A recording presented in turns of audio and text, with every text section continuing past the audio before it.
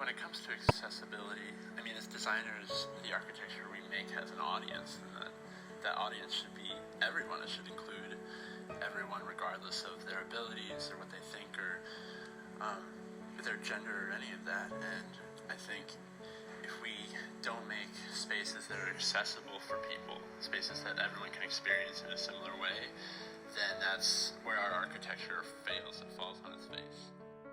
Accessibility to me means equal opportunity for all people to access services and the places where these services are provided, regardless of who they are, regardless of their differences, be them mental, physical, or differences in race, socioeconomic status.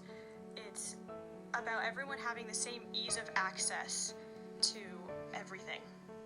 Accessibility in terms of architecture is designing for everyone, so the space is usable by anyone. I think it's the cornerstone of any good design. If you're not considering everyone and the needs of everyone that could be using your building, you're not practicing good design. To me, accessibility is all about universal design. It doesn't have to benefit someone who just happens to have a disability. It should be a way to include as many people into as many different situations as possible. Accessibility in the built environment is about designing for everyone, and so being aware of how people get into a building, how people go to different levels of the building, but also light, noise, comfort, everything like that. So designing for not just one group of people, but every type of group of people that could enter your building.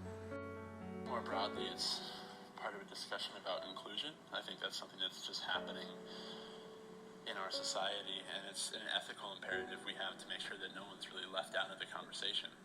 And now that I think it's so common to be talked about, I think if we make architecture that's not inclusive, then you're intentionally leaving someone out of the conversation, and that's something that we absolutely can't afford to do.